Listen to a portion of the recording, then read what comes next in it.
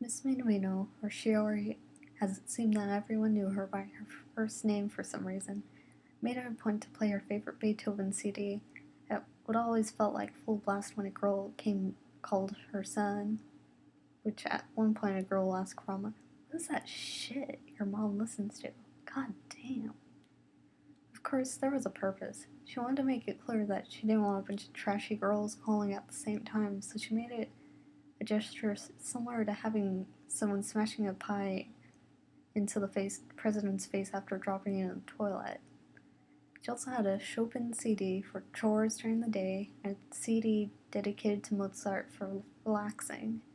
She had a shelf in her bookshelf with vertical stacks of CDs, all of which were classical music, typically Beethoven and Mozart. It seemed she bought them all for every imaginable occasion. That day she had a CD of Strauss waltzes. Carl had been sitting on the sofa working on the last of his essay for English, his worst subject. When I was in school, I would always find ways to skip pages on essays because they gave us numbers for pages instead of words. I would always write my name, date, class, the period, subject, teacher's name, due date, and then I skipped a line between each of them. Then I would skip 3 lines and put the title and start writing the essay. By the time I got there, I was already halfway down the page.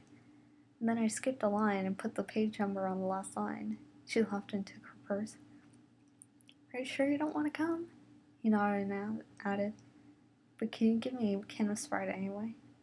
"Okay, but if you actually eat the carrots in the soup I'm making, don't think I don't notice you dropping it in the garbage disposal. Moms know all the tricks, you know." Sure. She made a face when her back was to him.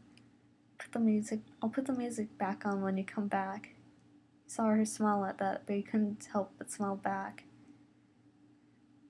When she came back, she started on dinner once the other groceries were put away. She stopped cutting a carrot and started coughing. She couldn't think of the first moments it happened, but then she saw blood.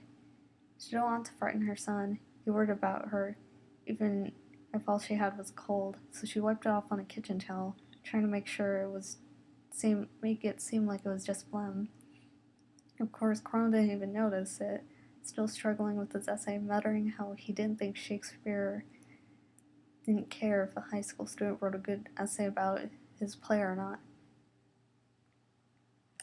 Music started pounding in her ears. She wanted to tell Cronin to turn the music down, but she felt she couldn't talk until she stopped coughing up blood. She felt it crawling up her throat. She tried swallowing it back down her throat, but it was like a stone was trapped in.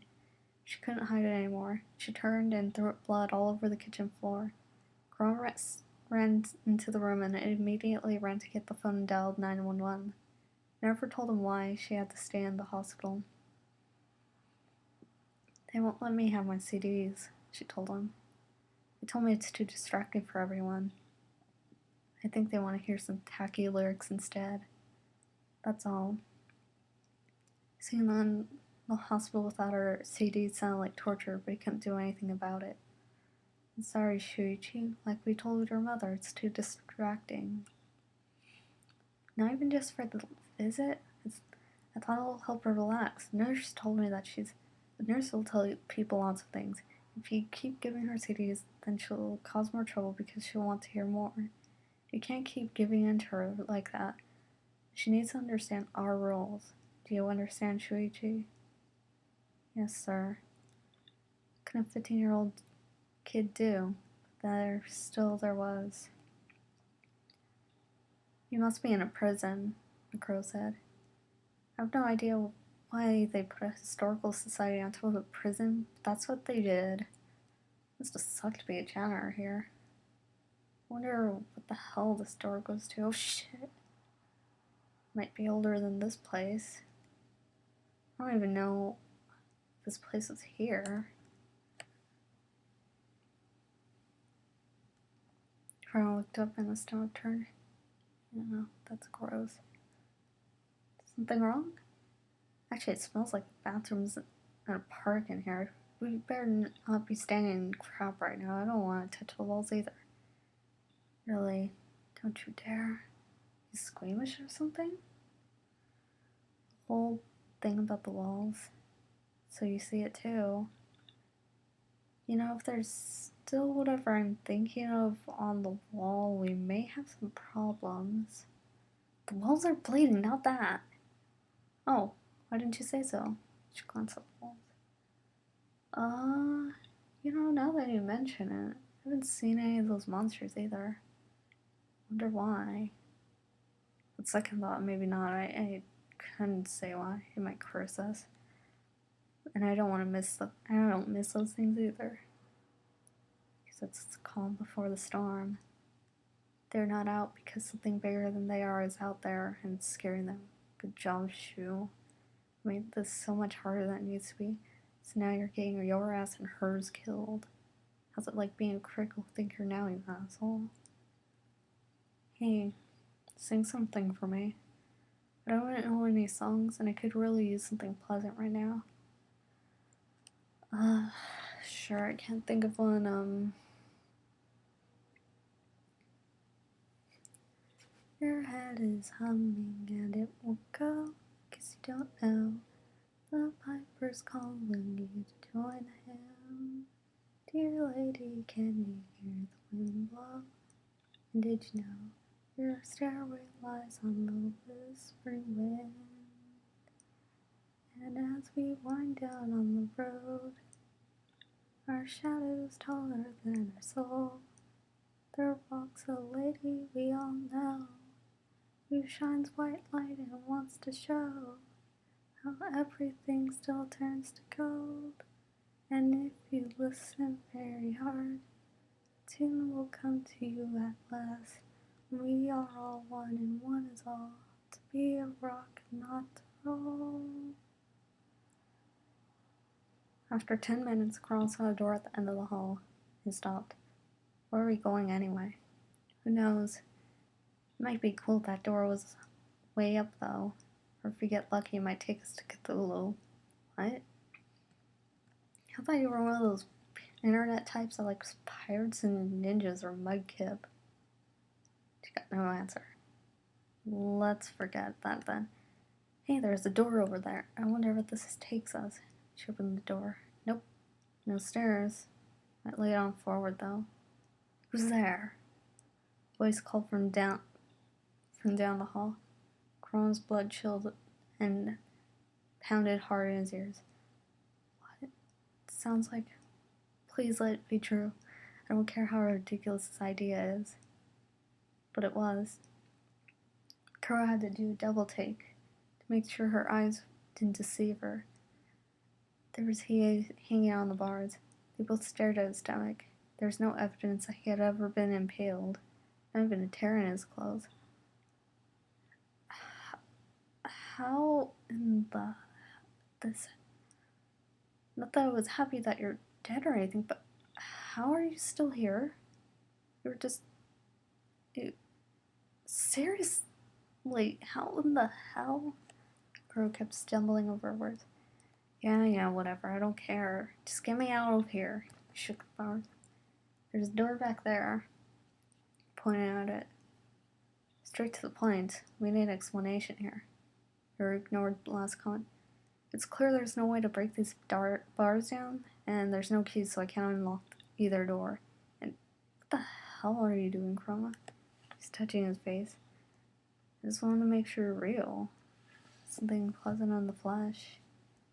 What, Makuro doesn't count? That's fine, but you don't need to be gay about it. I've been out of prison. You should know that I wouldn't want to touch another man like this again. It's this pleasant on the flesh thing anyway. Got no answer. Okay, really, listen. If I just walked into something I wasn't supposed to... I didn't mean it that way. God, you lost so much weight in so little time. I'm sure we all have. I just haven't, he mumbled. You've been seeing bleeding walls. And then there's something going wrong. And with you remembering your mother's murder, I'm starting to worry about you. You're not... Well... Crow stopped. Say what? Ignores. What do you mean? It's nothing really, Crow replied. Nothing? Well, hell, that'd be fine. I'd be nuts if... Hey, God damn it, Mercury, you said something about being a psychology major. Can't you do anything to fix his head? I'm not a miracle worker, and being a psychology major means nothing, actually. I just want to be a social worker, so I can't say much. No, I'm okay, really. I haven't been getting as much sleep as I should be getting, that's all. Shook his head, feeling goosebumps forming on his arms, the hairs on his neck standing straight up. I don't know. It might just be this prison. They always feel creepy, especially with those ghost stories that are out there. Don't worry about me. I'm fine. You remember what he said before? And when we get out, I wasn't BSing you. I really meant it, especially since I've been really wanting something with hot fudge lately. Just remember those words, and I hope I finally did something right and made someone happy, and that I didn't make him cry. Yeah, you'll feel like less like you're gonna go on and die in this hellhole. You know, I really do know how you feel right now. I'm not really. I'm not feeling like it. Oh, shut up and listen to me. Damn. So when I was in prison, I just wished every day that someone would just come over and shoot me or stab me or something. But then I found out I had the chance to be let out, and that kept me going. That How do I describe it? Sounded like a bad copy of Walt Whitman. Screw it. It was that light at the end of the tunnel. If you remember, we can be happy again, and that there's a way out, then it wouldn't have to matter. From the way. Seriously. Hey, how did you end up here? I don't remember. Do you remember how you got in here? If you know where you came from and how you got in, then we could find the key, Rose said. I don't know. I don't remember anything after the the last time you saw me. By the way, I can't believe you guys went and left me like that. You guys are asses for making me sit in the dark like that. What? What do you mean by that? We tried to save you, but we couldn't get you in the elevator in time. It wasn't our fault. Okay, maybe it was, but I mean, well, what the fuck do you mean we're asses for leaving you? You were dead a few hours ago, Chroma growled. Grabbed McCrow by the arm and pulled her back to him, deeply suspicious. Smelled something foul. What, you want me dead? He replied, leaning into the bars. Some more as to close the space between Chroma had created between them. What are you? What the hell kind of reply is that? What do you think I am? Am I one of those split-head dogs? Am I those creepy, ashy-looking monsters? That pyramid thing? That freak with wings? The only thing I can be is human. No. But people don't just come back to life like that. He don't want to say it. It's hard where it would take him, and he didn't like what he suspected was the answer. Right. Sorry, I admit it. I'm a little scared right now. I'm being a jerk. I'll find a key to this thing and get you out of this dump. Fine by me. God, you guys acting like I'm dead or something.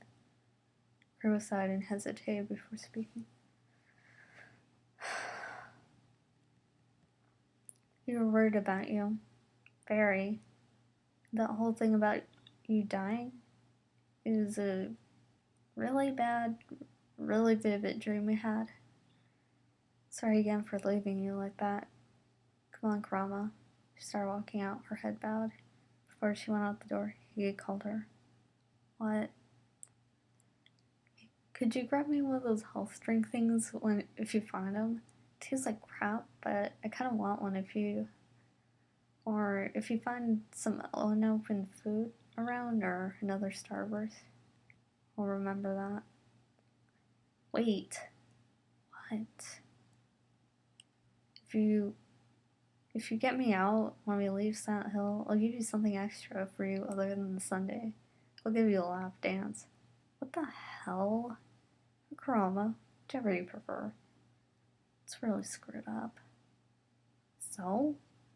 It's about what you want. You're a really good person when it comes down to it. I'm not just saying that just to get on your good side. No. I'm glad you think so. Now quit it. We have to get going. She walked out with Kurama following. She stopped in the middle of the hallway. Makura? Turned her head around so she could face him. He was surprised that she was in tears. Stupid shit. Damn stupid dirty shit. She dropped to her knees. What the fuck? Would you leave us alone? He was silent. She was silent.